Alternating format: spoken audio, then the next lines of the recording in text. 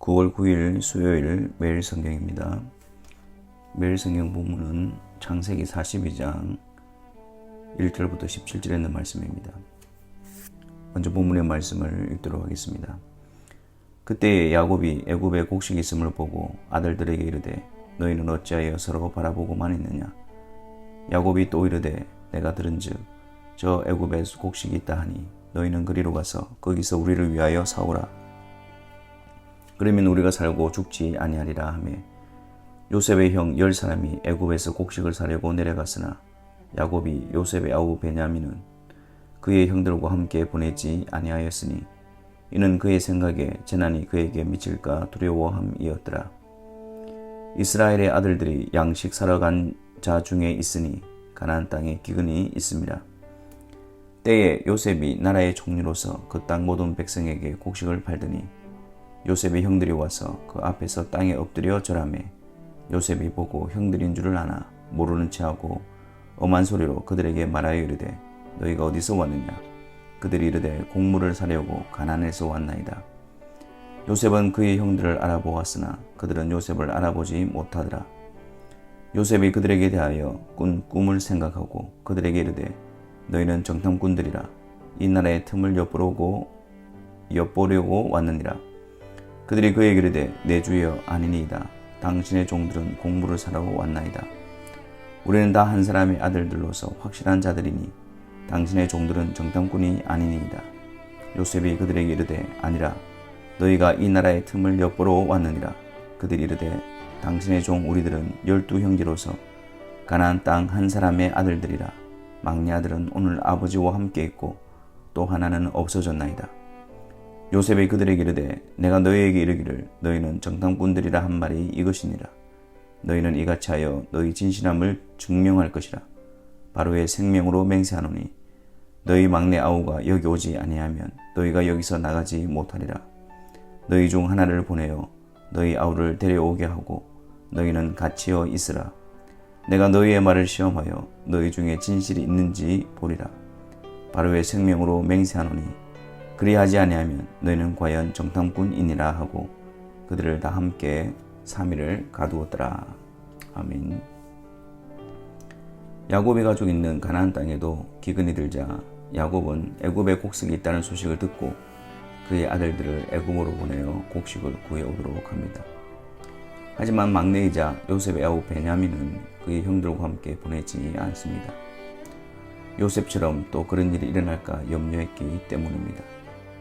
베냐민 역시 라헬의 아들이었으며 요셉의 친동생이었기에 야곱은 더욱 마음이 쓰였던 것입니다. 요셉의 형들이 애굽으로 와서 총리로 있던 요셉 앞에 엎드려 절합니다. 요셉은 그 형들을 알아보았지만 형들은 엎드려 있기에 요셉을 알아보지 못했습니다.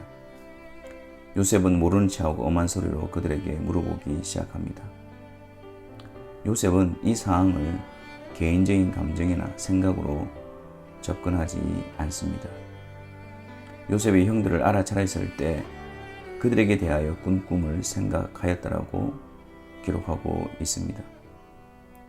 요셉은 술 맡은 관원장의 꿈을 통해 바로의 꿈을 통해 하나님이 하실 일을 나타내 보이신다는 것을 너무나 잘 알고 있었습니다. 이러한 상황에 직면하자 그가 꾼 꿈을 떠올렸다는 것은 하나님께서 하실 일에 마음을 두었다라는 의미입니다. 거의 9년 전 형들이 자신을 해하려고 하였고 형들에 의해 애굽의 종으로 팔려온 요셉이었습니다. 하지만 그 시간 동안 요셉은 철저하게 하나님 중심의 신앙인이 되어 있었습니다. 애굽의 총리, 하나님이 세워주신 자리에서 자신이 원하는 대로가 아니라 하나님의 뜻을 이루기 위해서 신중하고 또 마음을 쏟는 자였습니다. 우리는 모든 상황에서 우리의 개인적인 감정이나 생각들 때문에 하나님의 하실 일에 주의를 기울이지 못하고 신중을 기하지 못하는 경우가 많이 있습니다. 항상 우리는 우리의 모든 상황 속에서 우리의 개인적인 생각이나 감정을 앞세우는 것이 아니라 하나님이 하실 일에 대해 집중하고 분별하는 것이 중요합니다. 요셉은 형들 가운데에 진실함이 있는지 살펴보기를 원했습니다. 그래서 요셉은 그들에게 대해서 정탐꾼이라고 몰아세우기도 하였고, 이들은 그게 아니라는 것을 증명해 보이기 위해서 자신들의 가족에 대한 또 형제에 대한 이력을 구체적으로 설명하고 있습니다. 근데 13절에 그들이 이르되 당신의 종 우리들은 12형제로서 가나안 땅 한 사람의 아들들이라. 막내 아들은 오늘 아버지와 함께 했고 또 하나는 없어졌나이다. 14절에 요셉이 그들에게 이르되 내가 너희에게 이르기를 너희는 정탐꾼들이라 한 말이 이것이니라. 형들이 요셉을 팔았고,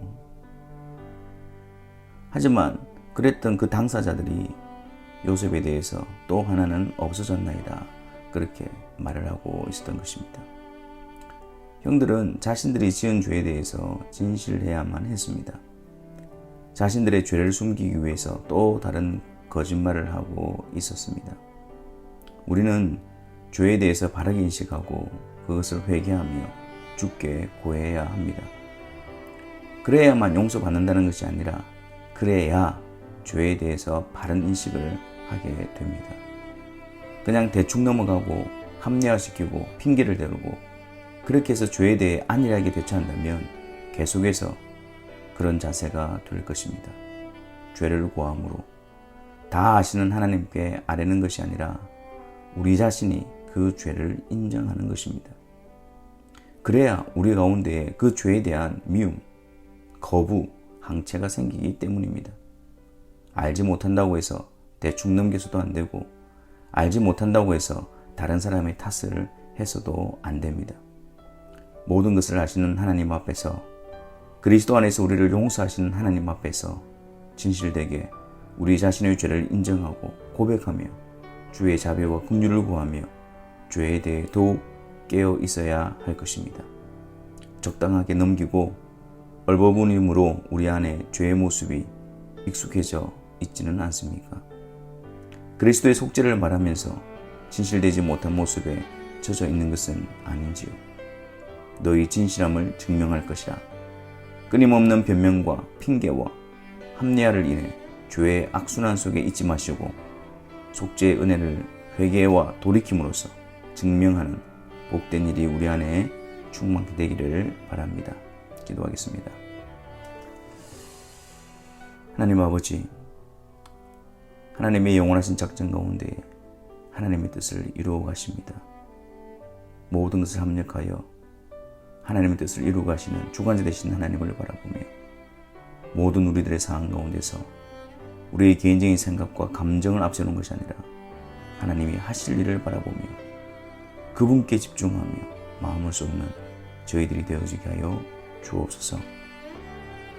또한 우리 가운데 죄에 대해서 다시 한 번 더 경각심을 가지게 하여 주옵시고 하나님 앞에서 회개함을 통하여 죄의 악순환을 끊어버리고 하나님과 동행하는 복된 성도의 발걸음이 되게 하여 주옵소서. 예수 그리스도의 이름으로 기도하옵나이다. 아멘.